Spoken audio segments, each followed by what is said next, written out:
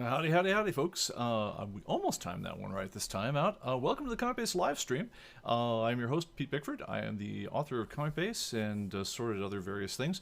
And we got a lot to talk about on this show. We are going to be hitting latest comic-based news, talking about a little bit of Atomic Avenue news, and then some very interesting tech news, which frankly got me onto thinking about like what's the real topic for this week, and it's going to be I asked my daughter before the show. I was like, well, do you want the technical version? Because the technical version is called risk management. But the real version, when we're really talking about it, is fear management. And so we'll be talking about that toward the end of the show. So if that interests you, please stick around for it. In the meantime, please like and subscribe. Hit that button on YouTube. It helps us, especially in the early minutes of the show, to get the YouTube algorithm to actually send the notifications out to folks, and kicks the whole thing off.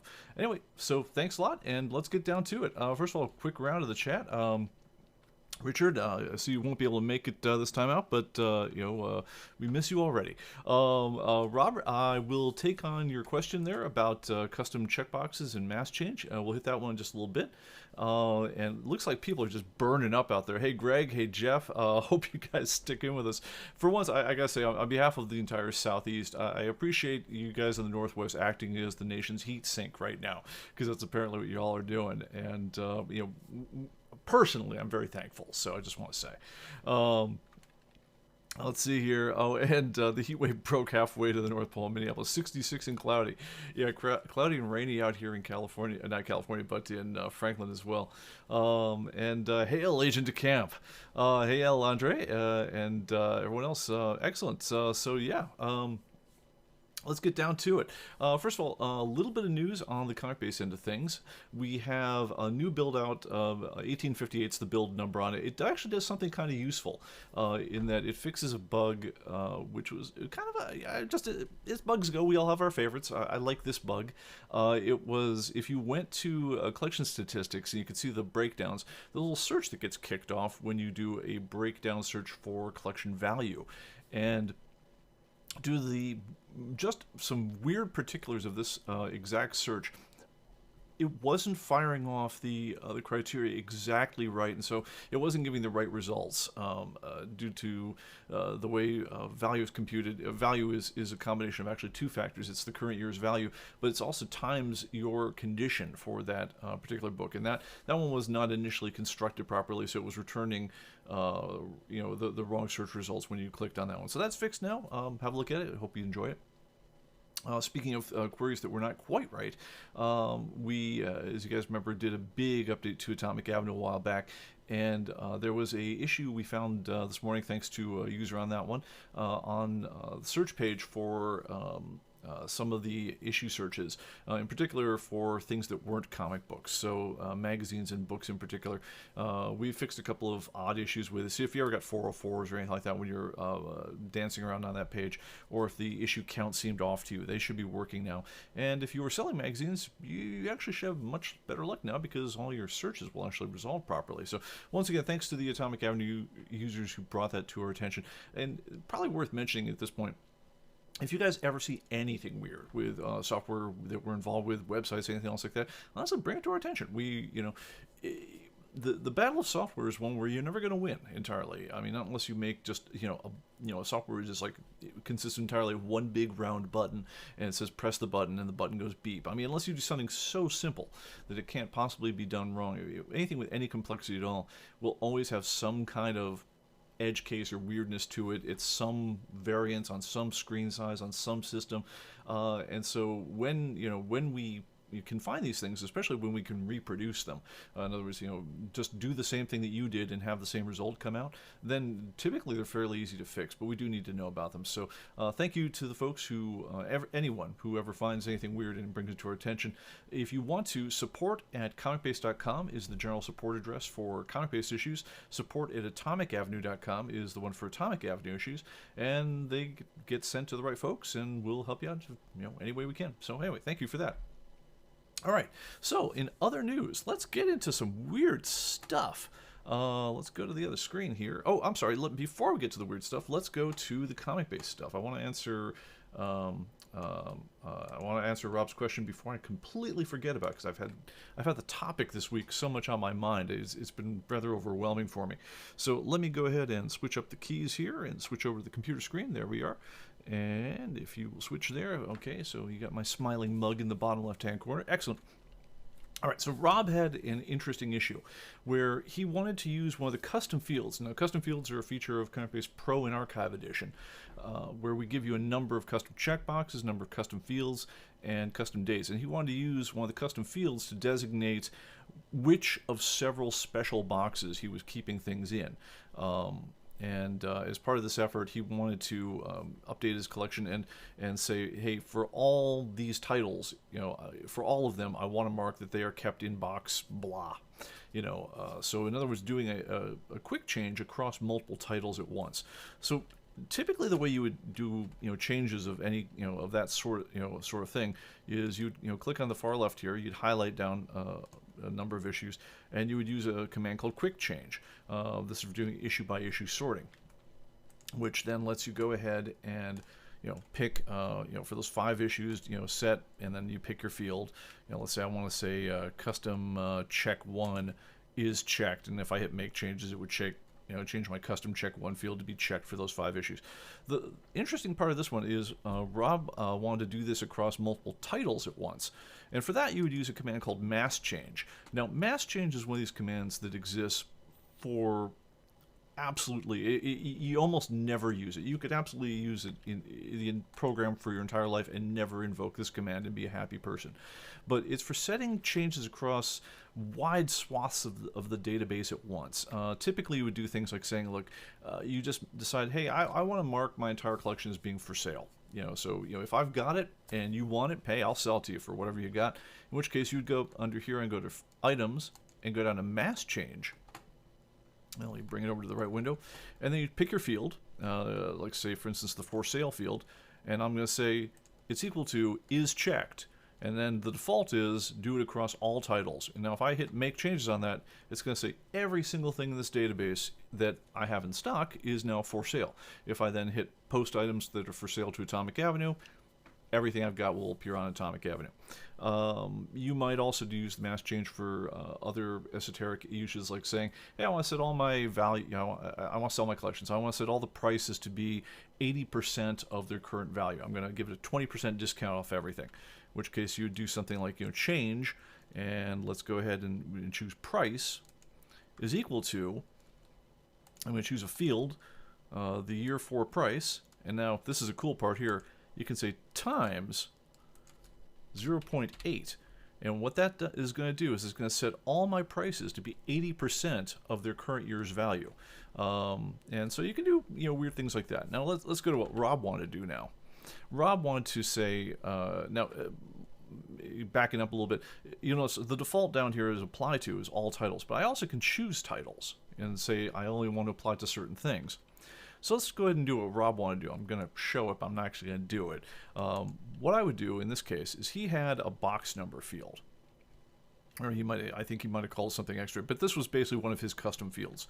I have a couple custom fields down here that I haven't assigned yet, but I did assign custom field 1 to be box number, so it changed its name. And I'm going to set its value to be, unless I want to call it, this is my miscellaneous Batman title box number 1, so I'll call it Bat1.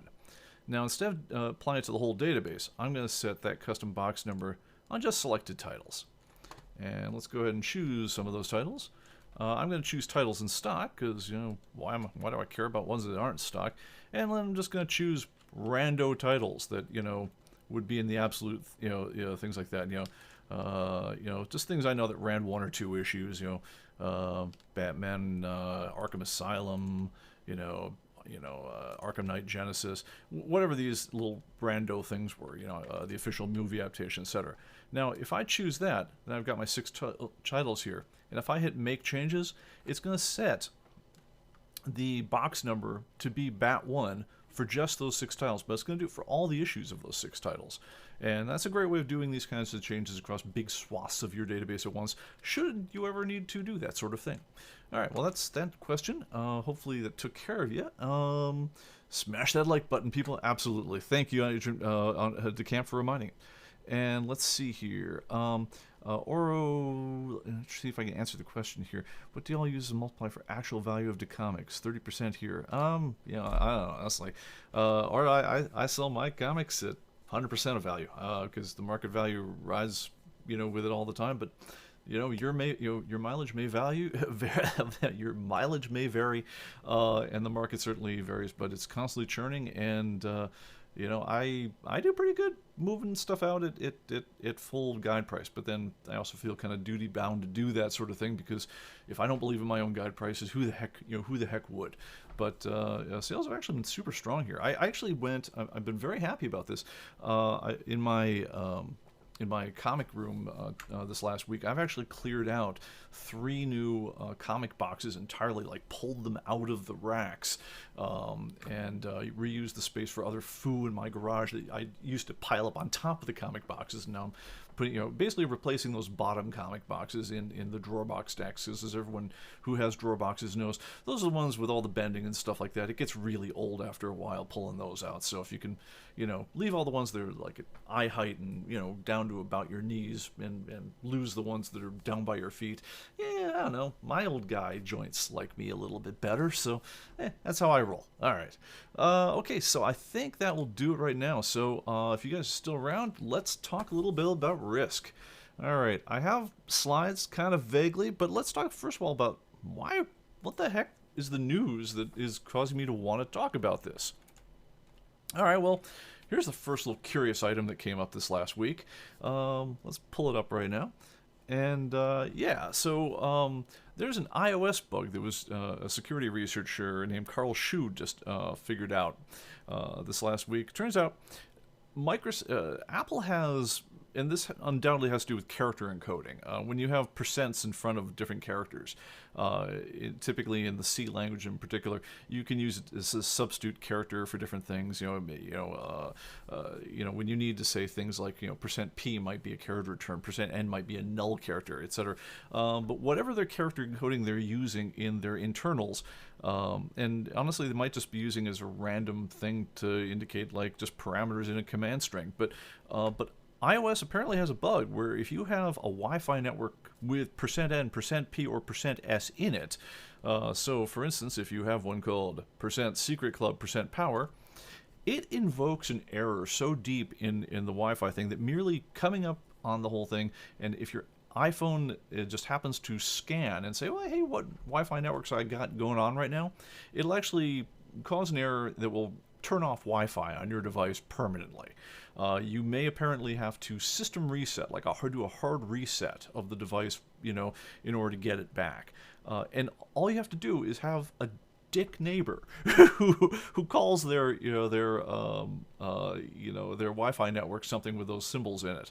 Now, I very, very much would expect that Apple would want to patch this one at the nearest conceivable moment, because this is a really big frickin' deal. I mean, if you've got something like this going on, it's going to do in untold numbers of devices, and that is not going to be fun for anyone.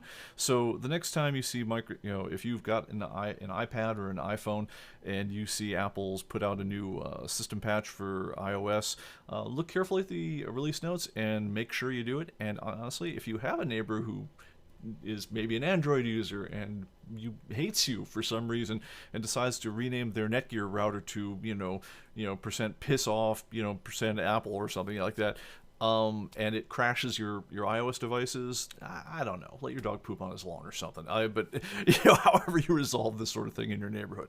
But that's kind of a bad deal, and it's I kind of get kind of like the vague vector for how this would happen. I have great sympathy for it, but it's one of these really weird tweaky deals that you'd never find through testing. I mean, it just would never come up. I mean, it's. But once you find it, the only thing you can do is just fix it quickly. But for you as a user, the only mitigation you've got available to you is just turning off Wi-Fi. And if you've got something like an iPad, that just disables your device. So it's very difficult to know what you're meant to do about something like this. So that was odd. I mean, the effects aren't massively terrible, but I mean, they're not good. So Anyway, so that's a thing, and then you might as also might have heard about some other things that have happened lately. For instance, I got informed right after my birthday that my Western Digital OneDrive that I bought a million years ago, which honestly hasn't been in service forever. I mean, it's probably in a box someplace, but apparently someone has figured out a way on my book live drives that are of a certain age, and mine was. Someone's figured out a way to hack into the ancient Linux, like system that powers these suckers, and invoke automatic resets on them to cause them to format themselves and erase all the data. Yep. Now, the only good news is it apparently doesn't do a super thorough job of erasing all the data, so there are recovery tools that do that. But if you're using this thing to store, say, your home video library or picture library or something like that, and you bought it back at Costco back in 2014, back when these things were cheap and you need a big drive for that sort of thing, you wake up one day and all your videos are gone, all your movies are gone, or the family photos are gone, you're going to be pissed. Anyway, this is one of those things, again, where someone found a bug in an operating system that hadn't been patched for a while. Wasn't gonna get patched. I mean, these Western Digital is on selling newer versions of this drive for quite a few years yet. But we tend to keep really important things on these things, and when they end of life like this, when there are no new patches for them, that's a really big deal to the people who stored their very valuable data on them. So that was, a couple weeks ago. And then last week, right around the 4th of July, the latest of a round of very, very bad cyber attacks came in. It affected a company called Kaseya, which most of you will never have heard of. I certainly never had. They make they make software for the enterprises use. It's called a supply chain attack. But basically, imagine, I don't know, the guys who stock your local grocery stores. They have to keep, there's some IT department that is acting as the IT division for your local grocery store chain, and those guys, the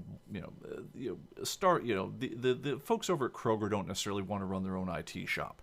They're going to farm that out to some other folks, and the other folks who farm that out on are going to, they have multiple clients that that they serve. They might serve Publix, they might serve Kroger, they might serve the doctor's offices down the street. Lots of people act as these kind of middleware folks. Well, in order to do their job, they were using a security console made by a company called Kaseya to allow them to deploy, security patches to all their clients, to allow them to, standardize system configurations, to do all the work of doing running an IT shop for them. Well, a hacker group called R-Evil managed to infect software used by Kaseya in their consoles, which then got bundled out to all of their folks, which then immediately went and encrypted all their stuff and presented them with a message very similar to the following. Let me go ahead and bring this guy up. So imagine that you're, firing up your store's cash register one day and you get this on your screen. Basically, hi, you're infected. We've just scrambled all of your data. We've encrypted it. So we know the key to your data. You'd no longer do. So at that point, what are you going to do about it? Now, this is really bad. Some 800 grocery stores had to close down for at least a day. They were demanding $70 million in ransom. This comes, a week or two after the Colonial Pipeline deal, where they shut down, a pipeline in the United States, followed by our beloved president, going to Russia and saying, hey, that was really bad. Going to give you a list of 16 different high priority things that we really wish you guys wouldn't attack. Yeah. Anyway, so they didn't do that. Instead, a Russian affiliate, a Russian-related group, we don't know if they're state actors or just a bunch of thugs operating out of Russia, decided to instead, attack, middleware that affects any number of small and medium, sized businesses. About 1,000 businesses were impacted by this whole thing, and $70 million in ransom has been demanded. And let's face it, they are going to pay. Typically, what they did is they'll say, "Hi, okay, you got get 6 days. If you don't do that, there's a timer goes off. I'm actually really impressed by how nice the interface is that goes along with this. I think I have a second screen of this somewhere. Yeah, the R Evil attack. Let me see if I've got this here I can put up. Yeah, so here's one from another one. Sophos Labs did a diagnostic on another attack they did. This apparently it's like ransomware as a service that R Evil farms out. Yeah, they basically, we've hijacked your data. You'll never be able to see your own customer accounts, your transaction data, your customer databases, all the things you do to run your business, unless you fork over X amount of Bitcoin or some other cryptocurrency to us within the following, and then timer keeps rolling. And at that point, you either get in, you either pay up the money and get an encryption key, and it's typically the way things have gone down. We've had hospitals attacked. We've had power lines, power distribution networks attacked and so forth. And quietly, without admitting it until well after the fact, most people decide that it's, we can't afford the downtime. The downtime is millions, if not billions of dollars worth of impact to our business every day it rolls on. Yeah, kicking over, 50 million, 100 million, 70 million, whatever worth of Bitcoin, that if that's what it takes to get the whole thing switched back on, that's what we're going to do. The thing that's really worrisome about this one to me, and to a lesser extent the Apple attack and so forth, is of all the things I could think to mitigate a problem like this. I mean, so if I were one of the affected, grocery stores, if I, and so forth, or if I was Kaseya, what would I have done differently that would have kept me from ever having this happen to me? And the answer is no bloody idea. I mean, not really.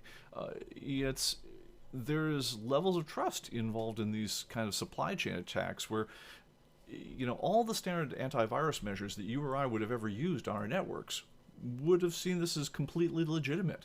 One aspect, if you read Sophos Labs' report on the whole thing, is when it came in to the binaries that were inspecting and any antivirus that was looking at it on the whole thing, it looked like it was installing a new version of the Microsoft Defense Engine.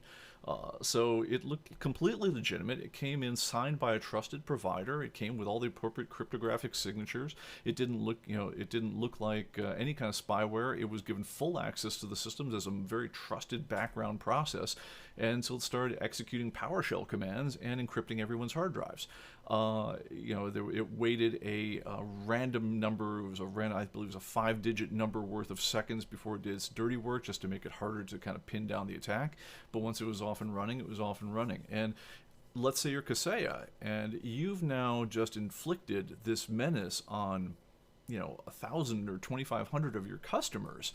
You had no idea it was coming. You did not see the exploit that you wound up distributing. Your liability's off the frickin' charts, even though you did nothing, nothing intentional. You passed along the bad stuff there, and then from a law enforcement standpoint, who is our evil really? Rumors they're out of Russia. We think we know, but we don't really know, etc. A lot of these places, like the SolarWinds hack from a little while ago, the lore on the subject, which I think with all these things treat a lot of the stuff a little bit suspiciously. The lore is that they're state-related hacking groups operated out of Russia, but with how much confidence do we have it? And frankly, if we did have the confidence, let's say we really knew dead to rights. Now, it's these guys, they're working out here with either the permission or the collaboration of a state. What are you going to do about it? You're going to ask the state to, very nicely, would you please stop that? It's really bumming us out. Are you going to declare war? I mean, what exactly are your options on this one? So, it's, as they say, you're not paranoid if there really are folks out to get you. And at this point, I'll tell you, folks really are out to get you. If you run a computer on any level, whether you're running a server, a business, getting email, whatever else, you probably are having attacks made on your digital data dozens, if not hundreds of times a day. I have been able to, I'll just say, turning on a blank Windows machine. I'm just, it came off the assembly line. You Comcast went, hooked up the line. We attached it to the network, and literally within 4 hours or so, I'm watching it being port scanned. Port scan is a preliminary to these attacks. By folks just running computers that just all they do all day long is look for IP addresses on the internet and say, oh, I see someone's there. Let's see what ports they have open, which are different channels of communication. So port 80 is what standard web addresses travel over. Port 21 is FTP. 25 is used to send email and so forth. But then they go all the way up to 65,535. Once they know what ports are open, sometimes they know what things are attached to it. So, for instance, if you see port 25 is open, you say, hey, it's a mail server. Well, now, let's see if we can figure out what kind of mail server it is. And there's these whole toolkits that will go in within moments of you just attaching a machine to the internet, and we'll try to figure out, hey, what's open? What can we maybe exploit? If they know, for instance, that you're running in a version of Windows 7, they know for sure that unless you have some kind of extra measure in place, there are unpatched holes in Windows 7 or Windows XP or anything below that they can just own the machine. I mean, it's just, your machine may as well be theirs at that point, because they can flood a buffer, they can do any number of things that people found them, they were bugs, they were fixed, but Windows 7's been out of support for so very long that anything on that machine, effectively, it's not yours anymore. It's really, at best case, it's public data to them. Worst case, it's they can change, alter, encrypt, take it away, or frankly even just botify your machine and use as one of their hack robots for the next guy. So I mean, we all get dozens of spam every day. Folks trying to sell us everything from dates with hot Asian women to whatever else. We have elaborate spam filters. We have elaborate firewalls and things like that. And all these attacks are still coming in. I fire up, I mentioned this in the last show where I talked about we are going to be discontinuing support for some of the older versions of ComicBase in the October timeframe, because frankly, we turn on, and when they find out that we have certain ports open, we can just watch on the firewall as script kiddies out of different countries just start hitting it, and they're pounding it with password attacks, they're pounding it with different other things like that. They're not getting in. We see them coming. They're not going to make it. But man, it's not for lack of trying, I guess is the long and the short of it. So yeah, the question then is, look, are you under attack? Yeah, you're under attack. People really are out to get you. I mean, you're not crazy if you think that this is a very hostile environment to operate any kind of digital, world in. I mean, we're all in the digital world, one way or another. So what do you do about it? And so that's why we come to the topic of risk management, or really what it comes down to is fear management. Let me do a quick check of the chat before I dive in. Let's see. Yes, damn you, Apple. Let's see. Yeah, lots of talk in the chat about different things going on. Ransomware just starting. We'll get worse. Please stand by. Yeah, and this is the wave of the future, guys. Especially because people are getting paid for it. It's not going away anytime soon. So let's talk about how we cope with this. Now, I apologize, guys. I don't have slides for a lot of the stuff. This is one of those topics where I kind of realized I kind of stepping into something pretty big. You kind of need to let it rattle around your head for a couple days, and by the time you synthesized it down to something you might possibly be able to cover into half an hour or a bit more, there's no time for pretty graphics to go along with the talk, I'm afraid. But I'm going to see what I can do. What it comes down to is this: risk management. Fancy way of saying, fear management. Life is about taking risks. I mean, there is no risk-free life. A risk-free life, frankly, would... Well, I mean, you can't get, even if you were willing to be an absolute hypochondriac, shuttered in a vault underneath, buried deep in the ground, never talking to another human being, etc. I mean, the way the world is going right now, the building would collapse on you. I mean, that's, there is no such thing. At the same time, you don't want to be, the equivalent of, Florida man, right, where you're sitting out there in the middle of the hurricane, waving a flag, and saying, "Hold my beer," right? It's, you know, life is about risk, and a long life is about not doing too many stupid risks. So, how do you find, how do you find the balance? In particular, how do you find it? I mean, not just, little. I mean, you're going to notice a lot of the themes I've got here are going to apply to wider themes than just, comics and computer security. But it really, it bears thinking about, because when you think about it, almost all the decisions we make from day to day are, between risk and reward of every little action that we do. I mean, was it worth it for you to listen to this podcast? Well, okay, what am I risking? I'm risking an hour of my time, to listen to whatever Pete's babbling on about. And, I hope that it's rewarding and that you get something out of it. That's, relatively low scale. But I mean, from everything from crossing the street, do I let my kid drive my car today? Whatever else, we are balancing risk like you can't believe all the time. I mean, it's like our most human decision that we make. So, what's the deal with risk mitigation, or with risk management? What's the story? Well, all right. Well, I mean, it basically is, look, if you don't do it at all, you have a choice. I mean, you're either going to leave as a slave to your fear, or you're going to suffer, likely very avoidable pain. So you got to have some kind of strategy for dealing with risk. Man, it's like basically 2 steps. Number 1, weigh the risk. Number 2, mitigate it, right? And then move on. Lather, rinse, and repeat. So the devil, of course, is in the details, and let's go into it. So step 1, weighing the risk. And wouldn't it be great now if I had a really catchy slide about something risky on a scale? At least that's what I was thinking in the few minutes before the show. But just imagine that there's that graphic right now saying weighing risk. All right. Look, weighing risk is a intellectual exercise. It has to be done. If you don't weigh the risk, let me back out a little bit. It's like, well, what if I don't do risk management at all? Because I mean, that has to be everyone's first thought, is like, risk management, this seems like work, man. What if I just kind of go about my life and just do whatever I normally do and move on? All right, well, the good news is risk is kind of an informational problem as well. And you're going to do one of 2 things, and it kind of relies on whether or not your brain's in the game, or if it's just your emotions, right? If your brain's in the game, you're going to have certain broad strategies for getting through your life, and you're going to apply them very broadly, and maybe they apply, and maybe they work, and maybe they don't. If your brain has gotten so tired that you can't cope with the pressure anymore, and this is, you see it a lot in older people, especially people who they feel so besieged by the threats, being painted up there on, I joke we have our own little, threat radar assessment up here, so, if you've got that going on, and this feels like all the incoming risks that you're dealing with all the time, you can feel so besieged by the whole thing that you more or less just shut down.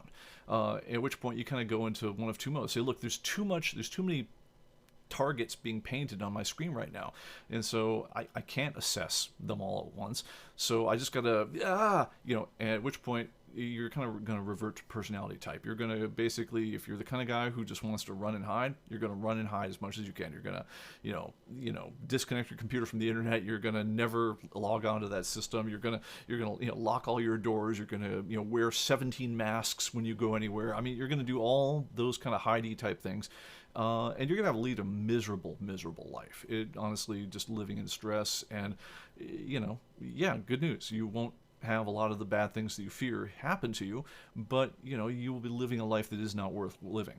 On the other hand, you can also have an emotional meltdown where, again, when your brain's out of the picture, they call it an amygdala hijacking in the literature.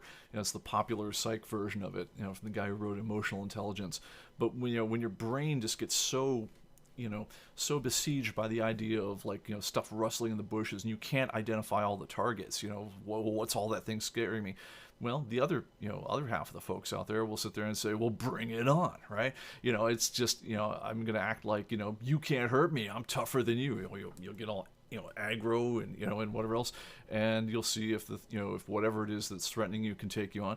At which point, hey, at least you're living your life. You got that going for you. You're probably a lot twitchier than you need to be. It's, and honestly, one of those things that, is acting like, it's like, I'm, bring your worst. I'm not going to scare to you. One of those guys is going to bonk you.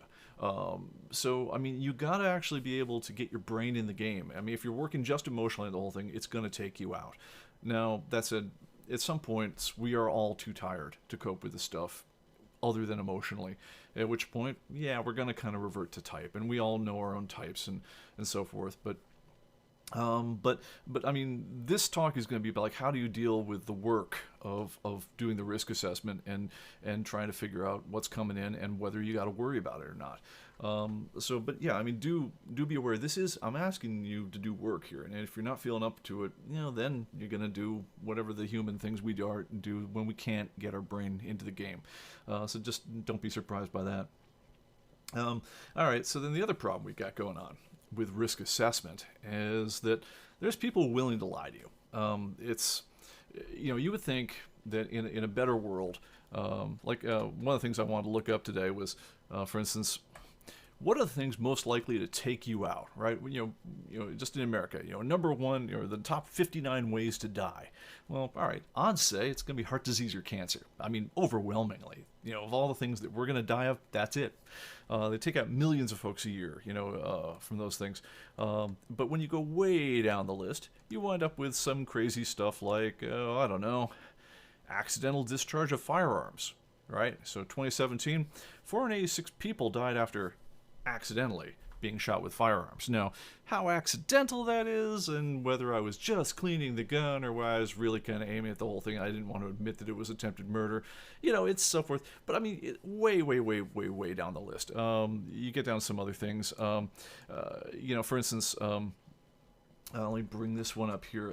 One of the risks, one of the problems we've got is people will lie to you about your actual risk of different things because they want to get you into a state. So, for instance, last year at this time, as we're burning down America's cities, we were very worried about the idea of people getting shot by cops. Turns out that getting shot by a cop is a vanishingly rare thing to have happen. Being an unarmed person, an unarmed black man shot by a cop, crazy. According to the Washington Post, there has never been a magazine that hated Trump and Republicans more than the Washington Post. Well, that still could speak without splattering spittle at the screen.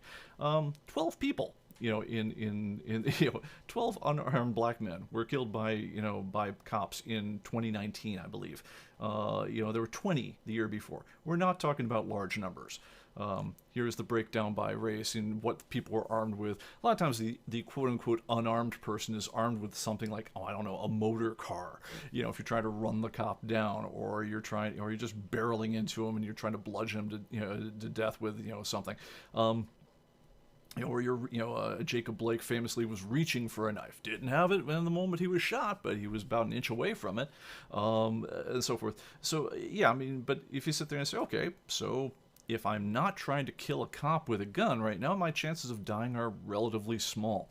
But we burnt down America's cities last year, under the idea that, no, blacks are being hunted down systematically by police officers. Basically people just lied about the data. This data, by the way, from the FBI, crime statistics, and the Washington Post is the people who did the breakdown. So if you are a Washington Post, and you interpret things as liberally as any human being could ever interpret the presence of armed versus not, you get a number that's still less than 100. But if you're doing it according to any kind of sensible thing, you get a number like 12 for how many unarmed black men are shot by cops every year.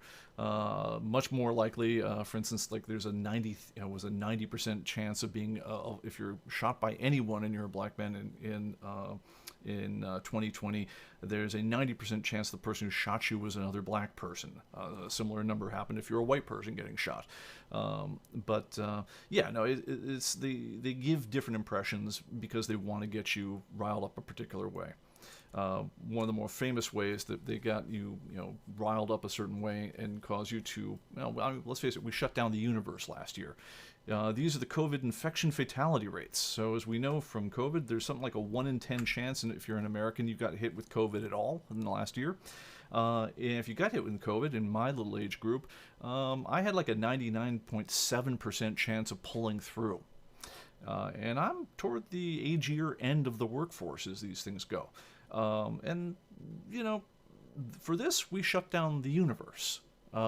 This was probably the worst calculation of risk in human history, of risk-benefit reward, is the COVID reaction of what we did in response to something that was not really that threatening on a case fatality level. Now, okay, early on, did we know? No, we're scared to death. And so, did we do crazy shit? Absolutely. But did we learn as it went along? No, because we got married to our policies, and at that point, the people who said, well, wait, I just shut down the universe. I can't back down now.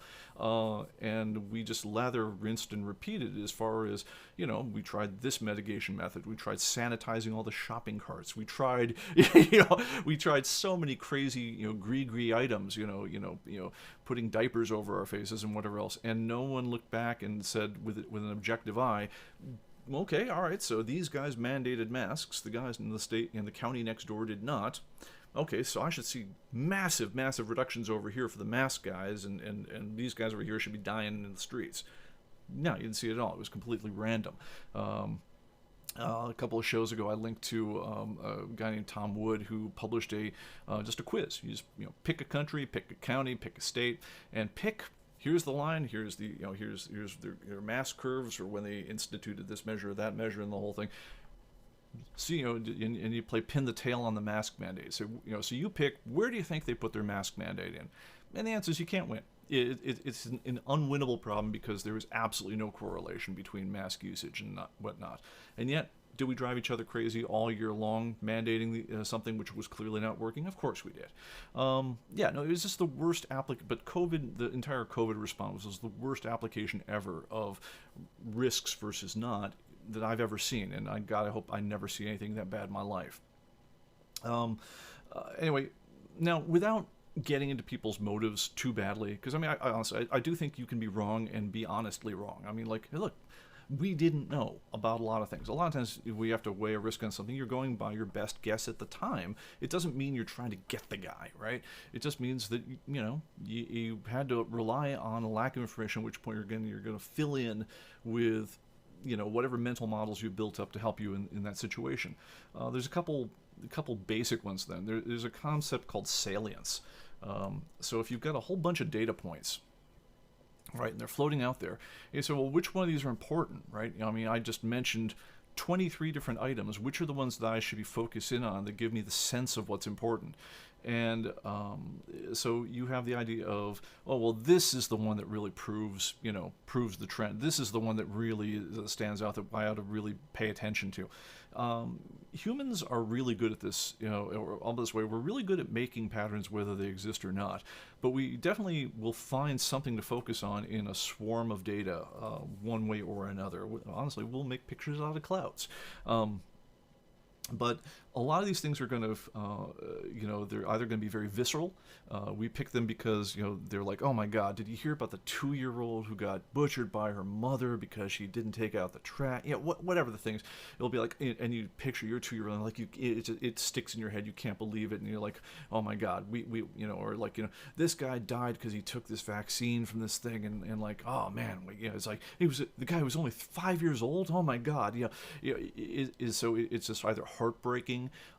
It's something like it's like Shark Week. Remember Shark Week, where the idea of being eaten by a shark is so crazy to us that the half dozen or dozen shark attacks that actually happen in U.S. waters every year. Suddenly it becomes something that the entire country is crazed for. The whole summer of 1973, I believe it was, with Jaws, is like. We were ready to exterminate all the sharks on the planet because everyone's so worked up about the whole thing. But after that, is it Discovery Network still does Shark Week all the time? Because let's face it, the idea of being eaten alive by a shark is so visceral, it makes you nuts. And also just anything that fills our preconceived notions. If it seems to go along with what we think in our head, it's called heuristics, what we've built up as our general rules of life, we're going to pick out the data point that seems to confirm that one. We can't not do it. It's just the way our brains work as humans in a low information situation. So when you're trying to weigh out your own risks, one of your bigger challenges is dealing with the fact that the people giving you information, oftentimes, whether they know they're doing it or don't, are not giving you an unbiased opinion a lot of the time. And if you're, and again, this is the part where I have a lot of sympathy for the idea that this is a hard thing to do, is to go out there and read the damn data. I mean, to actually go, all right, I read some news source I generally agree with. They seem like sensible guys to me, and they're reporting a viewpoint that I generally believe, right? Okay, but this other guy, who I generally don't think is nuts, has a different take on it.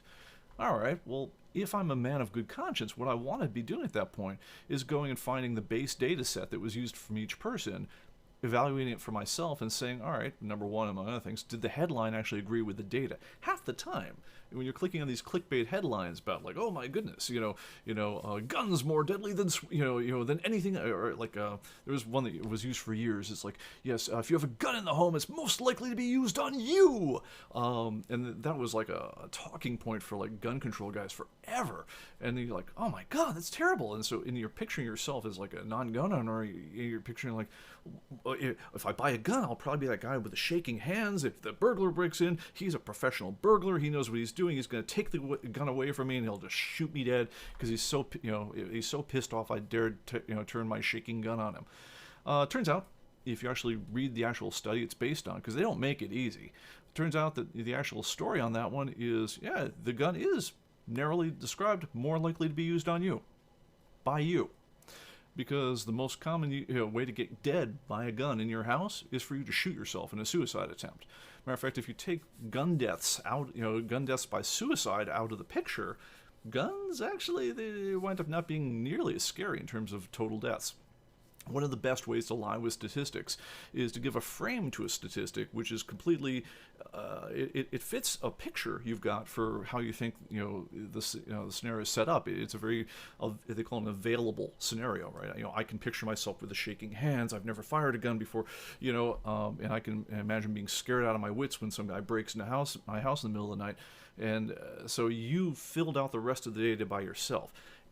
The unavailable thing, which was the truth of that particular statistic, was the suicide part. And the people who fed that one out there, they knew they were lying. I mean, or at the very least, they knew they were framing you into following a narrative of their construction, which was misleading at best. Another one, it turns out, by the way, if you guys are curious, the most dangerous thing in your house, if you're talking about things that are going to kill you, if it's not your bathroom. Bathrooms. Surprise! If you actually read mortality statistics, you're more likely to die in your bathroom than damn near anywhere else. For any number of reasons. But no, the thing is most likely to kill in your house, depending on your age, is your pool.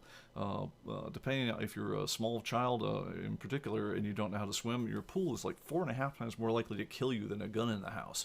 The stats get a little bit closer. I mean, it's still more deadly, the pool than the gun, but as you get talking about teenagers, because then the teenager's more likely to find the gun and kill himself. But yeah, you need to dial into the stats, otherwise nothing's going to make sense. I don't want to get too far into the whole thing. I honestly find the actual stats behind a lot of these things just absolutely fascinating, but very, very easy to get onto a tangent. I'm going to really blow past time if I do that. So anyway, but yes, people will intentionally misstate the risks, for you. They will overstate, things that are unlikely to cause you harm. Say a gun in, if a gun is in a gun safe in your house, it's not going to kill anyone. On the other hand, like your pool or your bandsaw or your tub or whatever else you're falling asleep in, that very likely will. They may understate those things. They may completely overstate the salience of other things and so forth. They could do it because of preconceived notions. They could do it because they're trying to lead you around. And sometimes people are just being jerks. I mean, sometimes they literally, there are a few people in the universe, I actually do believe this, who just like keeping you worried. I mean, they're just flooding your zone. They're trying to get you so worried about so many things. And you see this particularly with older people who just got so worn out by all the things that people are told to worry about that they're practically quivering in fear all the time in their life. and unfortunately, these guys not only are very easy to control, but these guys are also, they're very easy to sell things to. I'm going to sell you a heart monitor bracelet for that time when you're a slip and fall, because, oh my God, you heard about Agnes who slipped and fall, slipped and fell, and she could use it. I'm going to sell you, the Uber antivirus detection suite that's way better than all the other ones. It lays on top of them, and it double checks everything 73 times. I can sell you any number of security systems and things like that, just because if you're scared, you're in a place where you'll do almost anything to get out of that sense of fear, and you're going to give up a lot of your stuff like that. Sometimes they just want to keep you just flooded the zone. Honestly, I think the people who do 24-hour news shows, I think there are producers who are just like, yep, we're just going to keep on throwing, on segments that seem vaguely sinister and threatening. We will never put anything in context as far as how likely this is to hit you, or what mitigation measures you could, and we're just going to keep you agitated, because it keeps your eyeballs glued to the screen. Politicians love this thing because it keeps you voting one way or another. You're easy to control if you're just scared all the time. You're responsible as humans. Don't let that control you. All right, so now let's get down to the meter of the whole thing, which is, look, all right, so I've weighed the risks. I've looked at whatever it is I think I'm worried about, right? I'm worried about whether it's port exploits along FTP or email spam or terrorists in my front door. Whatever the thing in my life is I'm worried about, what do I do to mitigate it is the next question, right? And here's where the fun part is. Well, first of all, before you do a thing, right, ask yourself, is this a bogey on my personal radar screen, right? I mean, is that thing that looked so bad and threatening on the whole thing, is it a flock of birds, or is it incoming missiles? There are lots of things that people try to get you worried about. Is your nanny cam spying on you? Is there botulism in that apple? It's whatever the thing is. Where it's just because Sally in Westchester, New York, reported she felt weird after having that Alar sprayed apple one day. Or it doesn't mean you need to go nuts about every little thing. There are some things where literally your reaction should be absolutely nothing, and a lot of the ways you actually die personally, is your body just overreacting to things that are fake threats. I suffer mightily every spring by a thing called, we call it hay fever, but I'm allergic to something that grows out here in California, not in California, but in Tennessee, that has me snuffing Zyrtec like you can't believe, for about 4 weeks every spring, and that's my body thinking that something I'm breathing in, that's just some freaking allergen, is something trying to kill me, and it overreacts, and it makes every pore in my face, well up and snuffle and everything else like that. It's the approximate way you die of COVID for most people, is you drown in your own body's reaction to the virus. Your own emotional reaction to a lot of things ought to be to just blow it off. I mean, that's not you not caring. I looked at it, the risk is so small, and I said, I'm literally going to spend zero time worrying about this. I mean, North Korea could launch an atomic weapon at, Franklin, Tennessee today. The risk is so incredibly small, I'm going to spend zero time on this. But the other thing is, anything you do to mitigate risk, you have to say, like, how expensive is it going to be to mitigate this thing? I mean, COVID was serious. I mean, it really is and was. It wasn't a fake thing. It wasn't a pay no attention to the thing. But was it a shut down the world thing? Was it literally, I want to crater the world's economies, throw millions of people into, solitary confinement and isolation, and, send opioid addictions, and alcohol consumption off the charts, and mental health issues spiraling, and, it was like, I forgot with the horrific stat of like the number of under 25-year-olds who considered suicide during the time, like doubled. Is it worth it for something where in that age range they have infinitesimal chances of dying of this thing? I would argue hell no. But look, whatever your mitigation measure is, ask yourself, what's the cost of this thing? I mean, look, can I spend $40 and buy an antivirus suite that gives me absolute peace of mind against my suite of virus attacks? Absolutely. Go ahead and buy the antivirus suite. It's a good investment at that point. If they say, hey, it's $40 a month, right, then suddenly it changes, right? If they say it's 400 and, to do the whole thing, then it's hell no. Not unless I'm in charge of 50,000 corporate computers, in which case 400 a month is a frickin' deal, right?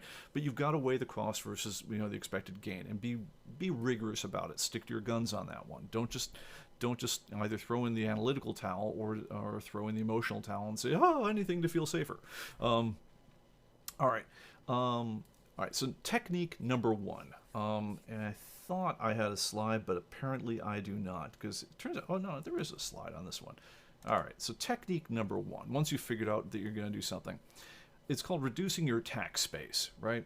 So picture that you're a business and you've got a number of ways people could do you in. They could shoplift, employees could have, could steal from the till. You could have vendors who are taking things out the back as you're not doing it. You've got people who might not lock up the bathrooms. People could be hiding the bathrooms after closing time and cleaning out the store. There's so many ways that you could lose money as like a department store or a large retail business. Number one thing you want to do is you want to take down the number of places that you can get hit, right?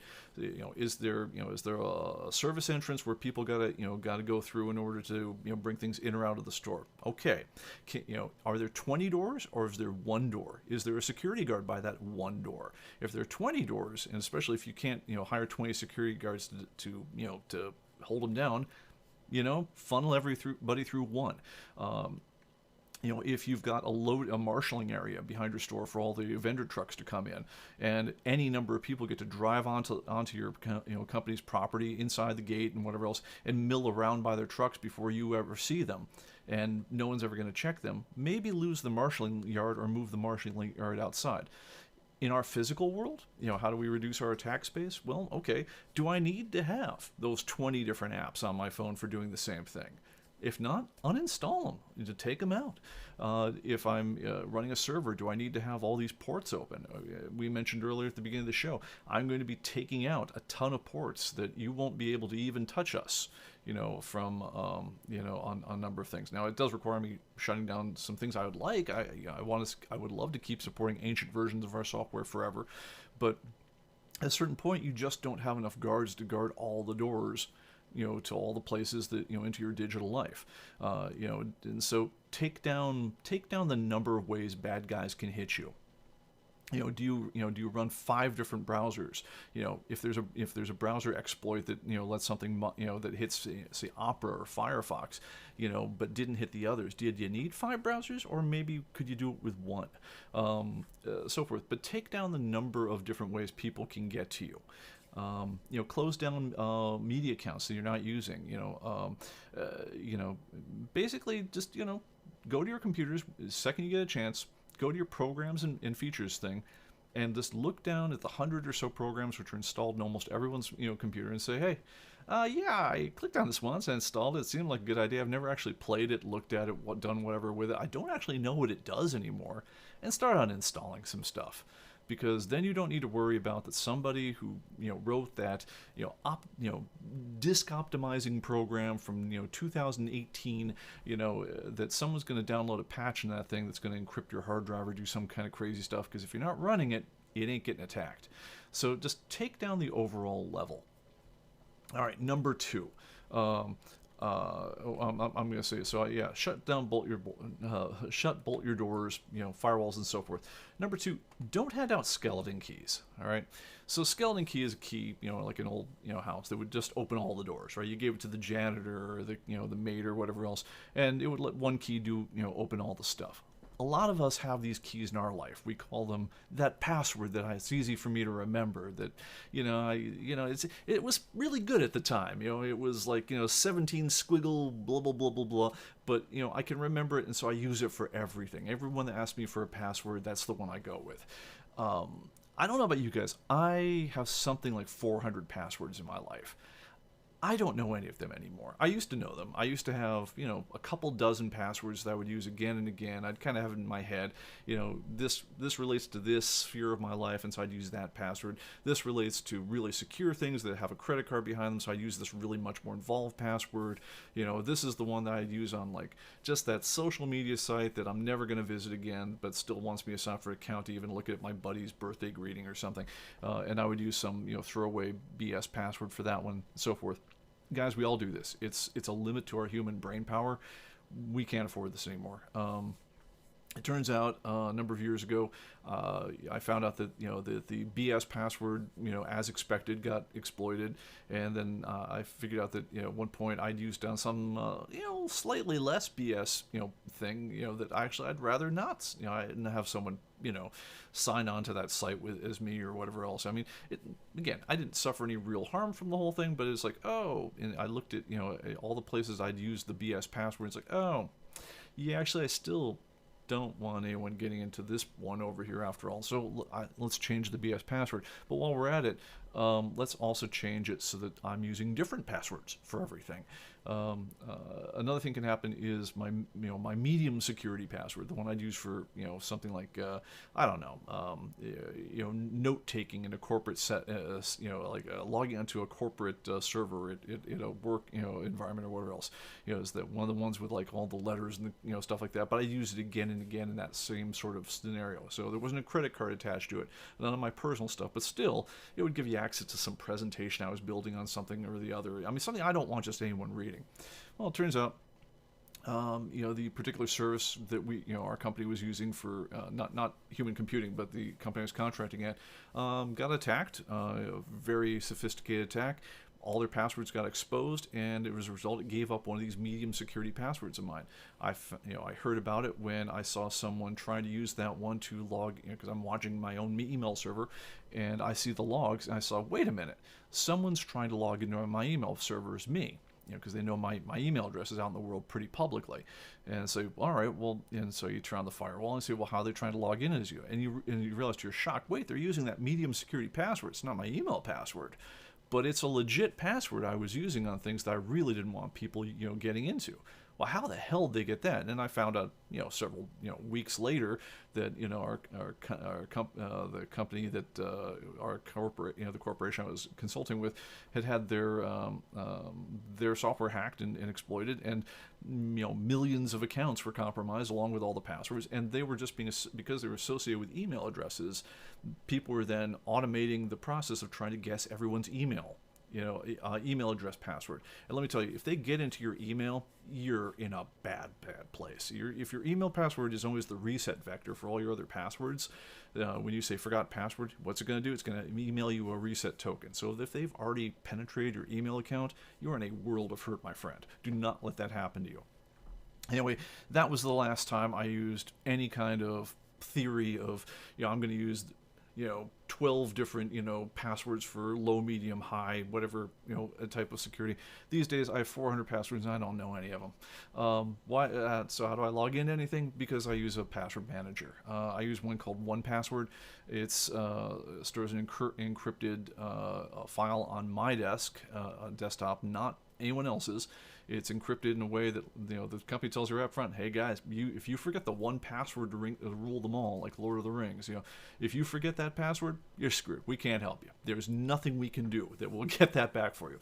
Honestly, that was a great confidence building move for me, because if it turned out there was some back door that let somebody at 1Password open the vaults that had everyone else's passwords, I'd be scared to death. But as it turns out, there's several very reputable and reliable tools for managing passwords. 1Password is the one I use. There's one called LastPass. There's a few others. Read some reviews, find out for sure whether you trust them, and frankly, guys, just start using one. And every single time you log on some site and it wants you to create a password, make sure you're using a brand new password created just for that site that you never used anywhere else. Because at some point, someone's going to get a hold of some hard drive they shouldn't, and is going to get into some you know, some site you accessed in 2012 will go out of business. The hard drives are going to get sold off on the internet, and someone's going to go and run a password hash cracker on it for a million years until they open up the vault. And some password you used on that dead website is going to come back to life on you. And don't be surprised when someone uses it to try to hit your email account or something you do care about. So yeah, don't let it happen to you. Again, God willing, it didn't happen to me. But I saw the attempt in progress, and it did not make me feel happy. So yeah, use a password manager. Is it a pain in the ass to always have to use your thumb or a security key or whatever else to activate your password manager to open up that one password? Absolutely do it, but it's worth it. By the way, speaking of passwords, let's use better keys while we're at it. Here's a discussion. There's a great it's a geek cartoon. It's done with stick figures and science, called XKCD. If you're a geek, you already know it. But they had a great discussion of the construction of passwords, and there's kind of a mass mania amongst companies that is they know that if you say, no, the password has to have a lowercase character, an uppercase character, 3 funny symbols, but not the ones you wanted to choose, it has to be at least 12 digits long, and what else. Basically, if they ensure that you'll never, ever, ever be able to remember this password, that somehow that's safer. And as it turns out, it's actually crappy math. What's a much better password in terms of just defeating guessing password attacks is just have a longer password comprised out of words that only a crazy person would ever put in their head at once. So I mean, if I'm just looking around at objects in my room, and if I say, because I'm looking at a picture of a gun, I don't actually have a gun next to me, but if I simply say gun, spray, bottle, crush, right? And that's my password. I call it gun, spray, bottle, crush 2 exclamation point, just for the the idiot to make sure you have an thing there. The funny thing is, I'm actually going to remember gun, spray, bottle, crush exclamation point, or 2 exclamation point, whereas I'm never, ever, ever going to remember 6 squiggly line X, uppercase, Q, whatever else, whatever nonsense they make you do with password generators, today. So if you have a chance for, making passwords that you want to have some prayer of memorizing, go longer. It's called passphrases as opposed to passwords. Go longer, but go like a human could get this. That's if you want to remember it yourself ever. If you don't care, you're just going to let your password manager always type it in for you. Then it's kind of a mood issue. But honestly, I find it kind of useful to have things that I and I alone would ever associate with something, and that's not a bad way to go about passwords. All right. So let's see. Oh, and then lastly, vet your friends. Would be, in terms of risk mitigation. I thought I had a graphic on this. Pardon me. This graphic is not up to the quality of the others, but I was short for time. But it comes down to look, there's no software on the planet, no antivirus security software on the planet that's going to help you if you're the kind of guy who always clicks that link. If you're the guy who says, oh my goodness, hot Asian women do want to meet me? No way. Well, she looks nice. I'm going to click on her link and I will chat and say hi. And when she asks me for my credit card details, I'm sure she just really needs that bus ride home. Like if you're the kind of guy who always clicks that ad, who always installs that casual game, who always, hits that, that link, you know what, you're going to get hosed. Just at that point, just, try to relax and enjoy it, because it's not going to be any good for you. Nothing can stop you if you're determined to always, be crazy about things.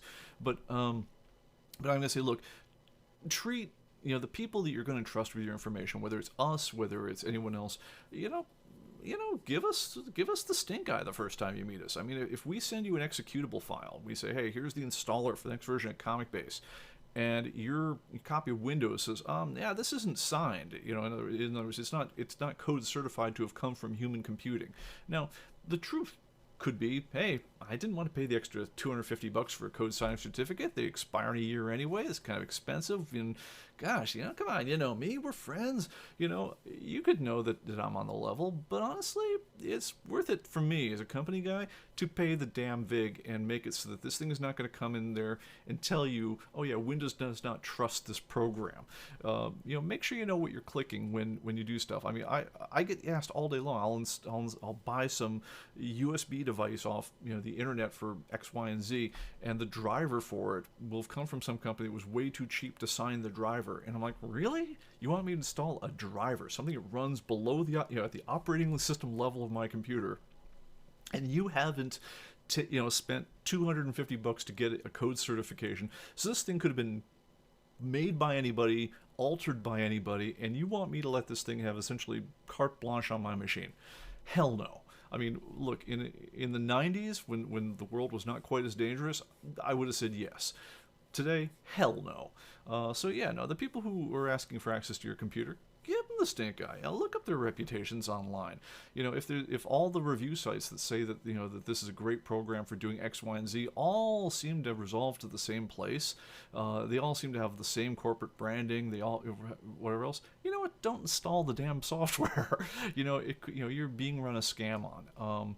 So yeah, I mean, check your friends out. And frankly, as you get into the deeper levels of your life, when you start talking about your credit cards, your finances, the password to the one big antivirus password thing or the one big password manager that rules them all, at that point, that lives up here. It doesn't live anywhere else.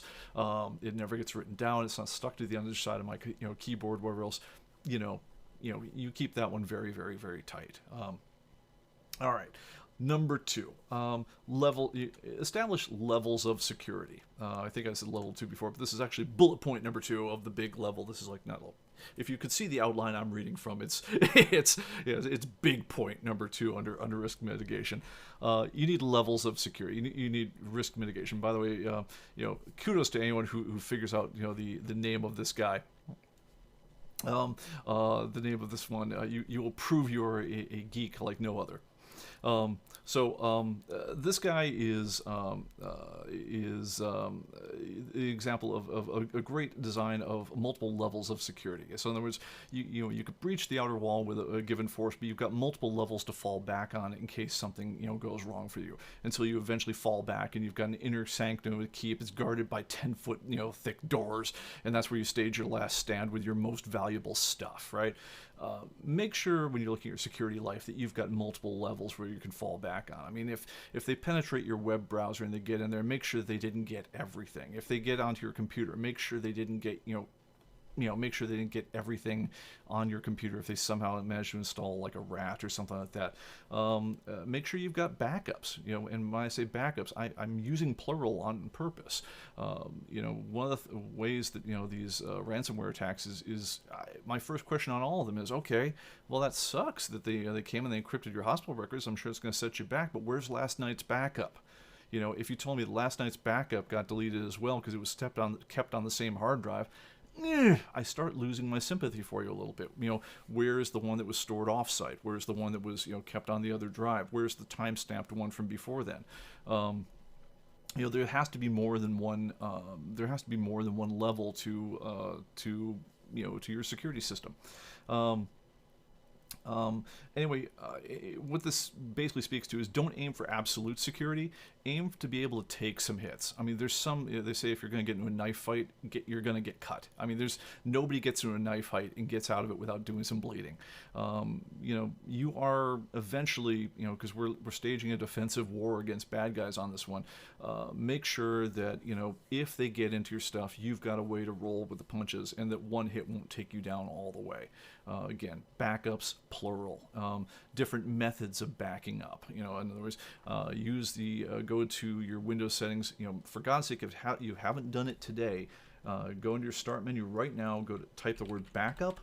Turn on your backup settings. Make sure your file history is being backed up to ideally another hard drive than your main hard drive.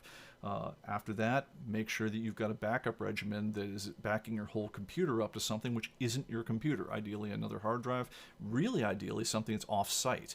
So, again, if your house gets, if something bad happens to your house, you have flooding, you have whatever else, there's something that's going to let you come back from whatever else. ComicBase, you might notice just by its own design, we store 5 backups by default. They're time stamped to the last time you use that copy, and then they recycle. And you can save those to either the same drive that you use for ComicBase, or you can save them to a different drive. And as well as that, we also have the ability for all the ComicBase users to store an off-site backup using Sidekick. You only get one of those right now. We're thinking of expanding that because we have the ability to throw more disks at this in the future. We'll see. But in the meantime, you ought to be having your own backups just in case, hey, something bad happens to human computing. You don't want things to go bad to you. At the end of the day, just make sure you've got different levels of fallback. All right. And then, the last, second to last note on this one, set yourself up for systems of security, and don't ignore warnings. I don't have a picture of it. Actually, I probably could get one pretty quickly. Yeah. So, you guys have all heard about the condo that collapsed in Florida. The official death toll's at 46. There's another 100 or so people missing right now. This is and I guess it's very slow loading, or either my ad blocker is doing it in, but yeah, and they found 10 more bodies today in this one. You guys must have seen this one. It's one of the events that also made me think, geez Louise, I can't believe this happened, because I think this is a modern condo complex in America. This is the sort of thing that doesn't happen in America. You expect this to happen in Rio de Janeiro with some paid off building inspector, not Miami, Florida. But what it looks like so far is that so far they found, for a couple of years, people were telling them, hey man, we're seeing spalling in the concrete, we need to have the addressing on this thing. If salt water gets in there and eats that rebar, bad things could happen. And it looks like, yeah, they got onto it, but they didn't put any real urgency on it, and bad things definitely did happen. Very famously, in the 90s, there was a whole shopping center in Korea that collapsed, killing, I believe, 500 people.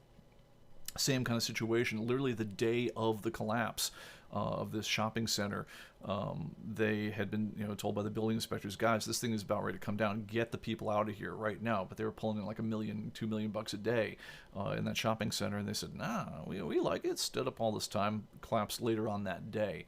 But when you see, you've got to set up systems so that not only do you have your backups and everything else, but you've got to make sure that you actually do have a series of inspections to make sure your backup system is working. In other words, we've got these things with daylight savings time where you get the idea of, like, I'm going to check my the battery in my smoke detector. Every time I have to change the the daylight savings time. Which might be the only actual purpose of daylight savings time, is to remind you to do periodic things. That's the time I walk around, because I'm a dad. I go around and I change all the air filters in my house. You change the batteries in your smoke detector, and you also do other things that they need to be done once in a while, but you need to set a reminder. If you set something on your calendar if you want to. It just says check backups. Make sure your backup operation that you've had been going on actually fired off the last time. Make sure that your subscription to that antivirus thing didn't expire and you kind of forgot about it. But put things in place where you actually regularly inspect your stuff and make sure that you've given oversight to your own work, so that if it's not working. If your backup software has the ability to send you messages when it has errors, make sure you configure it. Make sure that you check and make sure that you got that message that it told you that the backup is complete or not, and especially if the backup didn't complete. And also, don't ignore the warnings. So when one of the more frustrating calls we take here at ComicBase is someone will have something going badly on their computer. Their hard drive's starting to fail. They've had a virus. They have whatever else. And they say, yeah, you gotta help me out, man. I've lost all my data. And we say, okay, wow, that's terrible.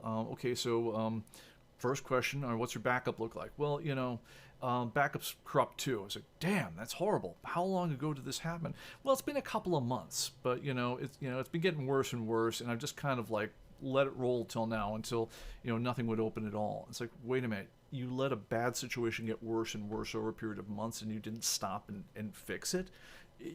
at that point it starts feeling like the guys who were ignoring the cracking concrete, at the condo thing. It's like when when your disk starts giving you errors, when things that used to take 20 seconds when you copy start taking 10 minutes, and it happens a lot. Stop and have a look around. Get someone who knows what they're doing to look around under the engine and see, have you got a failing disk controller? Is something going is something going wrong on the drive? What else? But patch it up. I mean, get someone to look at it before the whole thing goes to hell in a handbasket. Because if you go long enough, then there is no going to your backup, because you've overwritten all your backups. You've gone past the point where you can just lay in tomorrow's stuff. I mean, with our production systems, like on ComicBase.com, if a meteorite, I guess a meteorite hits the, it's the server farm, then I have bigger problems. But let's say that just the disk decides that this minute it's going to fail. The absolute maximum that we're going to lose is 4 hours of transactional time. If we have other kinds of disk errors, we typically won't lose more than 15 minutes worth of transactional time. But you got to make sure that you have a way of going back and being able to, deal with these things when they're small before they turn big, and keep checking them. But anyway, that was my best advice on that. And then finally on risk mitigation, and this really is the last point on this one. Do what you can to reduce your ambient risk. I mean, there's such a thing as ambient risk in an environment. If I live in a really bad neighborhood, before I upgrade my TV, consider moving. I mean, if there have been apartment break-ins down the line from you and whatever else and everything, before I go on that vacation trip, start saying, hey, maybe I could buy a house across town in some place that isn't going to have break-ins, because that's really bad. If every single time I go to walk to my car at night, there's people hanging around the parking lot that are looking shifty and kind of, well, I'm not going to use the word that comes to mind on this one, but anyway, but it's like, if there's something that just feels dangerous about your life right now all the time, see what you can do to get, switch up your life a little bit to not have that in it. I mean, if I'm working on an operating system that's always doing me in, right? I mean, once upon a time, hey, Windows, the security problems are terrible, I'm going to switch to Apple, right? I mean, that was something where, like, if you're not capable of managing your own security profile, that is actually a way, in the gross sense, to tighten up your life quite a bit, is to switch to a more secure platform on that one. Now, that was back when Apple was less popular, and so there were less attacks and things like that, and it's a little bit murkier situation now, but once upon a time in the 90s, I would absolutely have told people, like, yeah, no, it's harder being a Windows user than it is to be an Apple user, because Apple, they run a tighter ship, and there's less people who are out there trying to get do you in. That said, there's an ambient risk on a more global level than maybe we can directly do something about, but honestly, I wish our nation states would. For God's sake, if you are caught in a ransomware attack and you have any way of not paying the sons of bitches who did it, for God's sake, don't pay them, because every single time they do this and get paid, guess what? There's 3 more guys who want to then, hey, I want to get into the ransomware business. It wasn't all that hard, and look at this. I literally can take what's now off-the-shelf software to me, and if I can get it planted in the right places, suddenly I go from being, a guy hanging out in a coffee shop, in wherever, whatever godforsaken place I'm in, so then I could have a stylish apartment and a penthouse someplace. I mean, this attracts more risk to your neighborhood when you pay these folks off. And similarly, to the extent that, that bigger, legal authorities and things like that can shut down people who do hacks with extreme force, that is a beautiful, beautiful thing. I would appreciate very much if the various law enforcement, folks operating out in the world would do things so that, staging these kinds of attacks was not a nearly risk-free enterprise, because it just gets easier and easier to stage them, and if the risk of doing it doesn't grow, you're going to see more. And we're not going to see less of it. We're not going to hit perfection in security, so we're not going to see less of it until it becomes a riskier thing to do. And honestly, I don't personally care whether you have to do dirty stuff to get the folks who are doing this stuff. I mean, there is a point with nation-state warfare where you don't actually ever declare your intentions. I get that as an adult. It drove me crazy as an idealistic 20-year-old, but I get it now. It's like, if the U.S. has a problem with Iran, or say, let's say another Middle Eastern country like Israel has a problem with Iran. You don't say, all right, you're trying to build a bomb that's trying to kill us. What happens is terrible accidents just keep happening in your atomic facilities, which it's terrible. There was a horrible fire, there was a horrible computer attack. We don't know why that piece of machinery malfunctioned. No one's admitting anything, but damn, it seems like it set your bomb program back a few years, didn't it? This is typically the way that nation states do dirty to other nation states when they don't want to march 500,000 ground troops into their space. Submarine warfare, it's like, yeah, shame about that cruiser.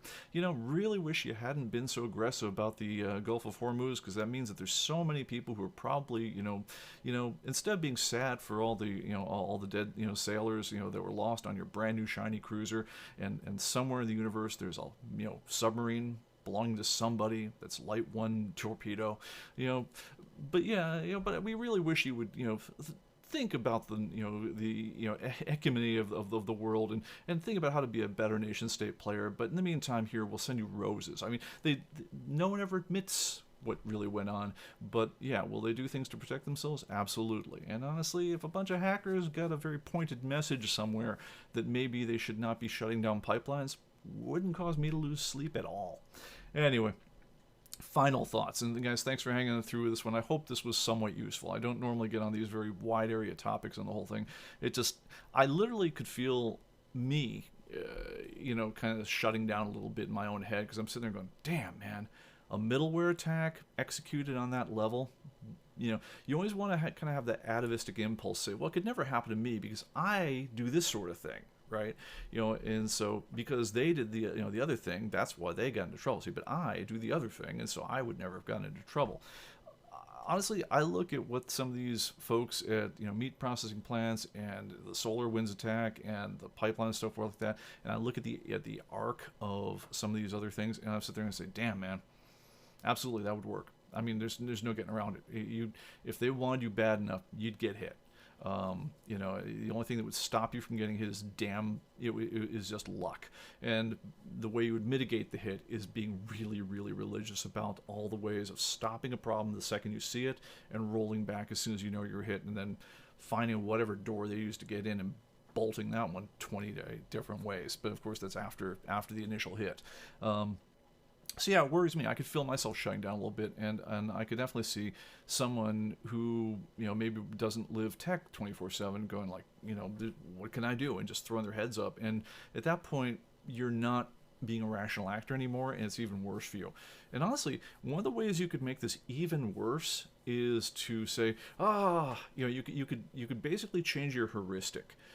So right now heuristic is basically a strategy we have of dealing with information. When we don't know all the information, we have general patterns that we think that things fall into. For instance, if I think a guy I've never met who's coming up to me and is really, really, really friendly, I think before he even says the line, I think he's out for something. He wants something from me, right? I mean, normal people don't have strangers walk up to them and be really, really, really friendly unless they want something that probably isn't something I want to give him. As an example of heuristic. Now, sometimes you just meet a crazy friendly guy. It's just you don't expect that as the general rule. Well, one of the heuristics we have right now is if you want to protect yourself against virus attacks and other sort of bad foo on your computer, is always install the update, right?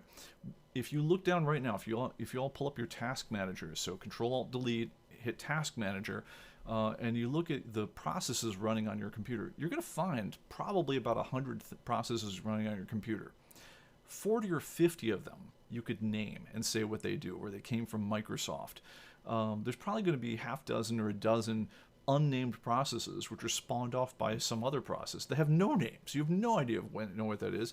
And then there'll be a dozen or 2 dozen things where, like, yeah, I don't actually know what HW update 23 TX is. Maybe it's the thing that my network device uses to check for new versions of itself.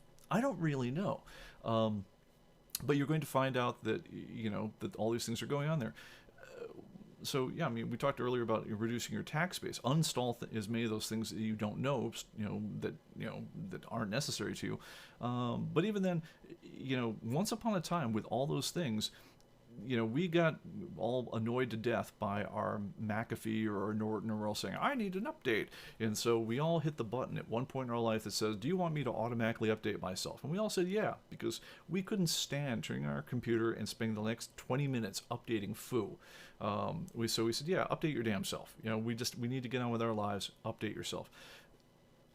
I think as media and other people get into explaining how it is that people are getting taken out with some of these attacks, I think there's a really good chance some people could draw the conclusion that, well, clearly the way I got to do is I got to change my heuristic, from always install the update to never install the update. Take all my things that are automatically updating and turn them off, because that's how those guys got hacked, is they got hacked through an update. So if I hadn't installed that update, I wouldn't have been hacked.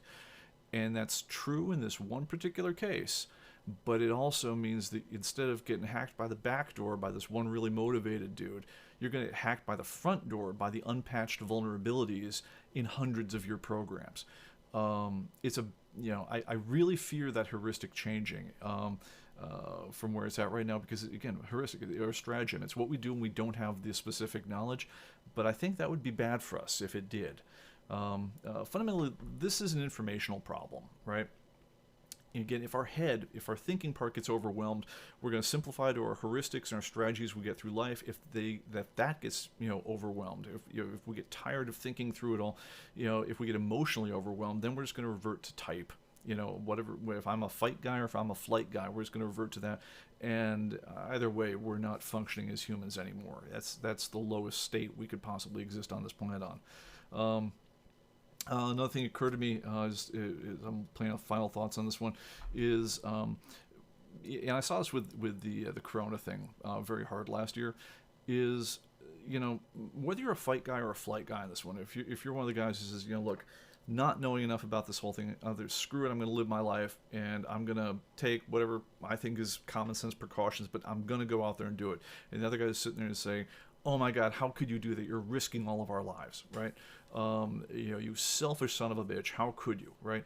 Neither camp understands the other camp at all. We don't get each other. We're never going to get each other. I mean, we kind of intellectually get it, but on the emotional level, I mean, if I'm just, wherever the dividing line is for me on fight versus flight goes, if I'm on one side of it and the guy I'm talking to is on the other side, we can talk words to each other all day long.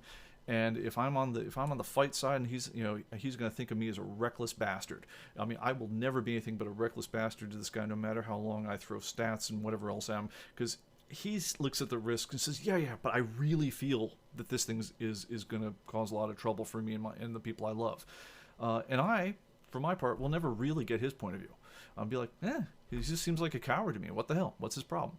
The thing that we had going on before the vaccine came along is you had these two people with just completely different personalities all the time. We saw them with all our friends. And again, I don't really care which side of this you're on. I mean, I think it stands for both sides. But we were all bound to each other. The one guy's decision was our decision. So, I mean, if I thought, oh, look, I'm being prudent, I'm masking up, I'm got PPE, I'm doing everything right, I'm not avoiding social contact. But my buddy, who is hanging out there, has been sitting there and licking doorknobs and doing whatever crazy shit it seems like he's doing. If he hangs around me, he's a threat to me, right? Because his crazy is my problem. And for that matter, my need for security is now his problem. We had to make the same decision whether we liked it or not. The nice thing I loved about the vaccine, I mean, even though you sit there and say, look, there's actually problems with getting vaccines. I mean, everyone I know got sick as a dog for a day or two, at minimum. The other people have had much more serious things happen to them. But I didn't really look forward to it, and frankly, I was on the crowd that says, look, honestly, in my crowd, I'm the guy who generally skips the flu shot, because it only seems like it's worse for getting the flu shot than it is getting whatever flu I get. I'm one of those guys who always makes his saving throw, as they say in D&D, right? But until that, I said, look, it's worth it for me to be sick for a couple days if that's what it comes down to with getting the shots and whatever else, or to go drive 1,000,000 miles or whatever the inconvenience was. If that means that I can sever this bond between me and the scared guy next to me, if we no longer have to make all the same decisions as each other, and I can live my life and he can live his, and I'm no longer his problem and he's no longer mine, that's worth whatever it takes after last year. So I mean, that's I thought that was pretty interesting. But I also look, I guess I don't care what side you're on this one. I do have great sympathy for the fact that we're never really going to get each other, because we just don't feel it. I mean, it's how each of us are built. It's emotionally based. And the guys who were sitting there looking at one guy and say, "You're a coward." The other guys looking and say, "You're crazy." Don't expect the sympathy. You're not going to get it.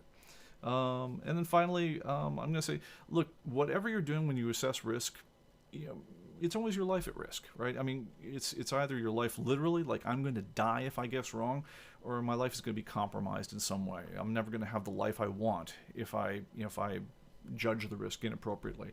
So pretend like this counts. Whatever you're doing, whether it's your photo collection, whether you've kept that backed up, or whether it was kept on one of those Western Digital hard drives that blew up, or whatever else.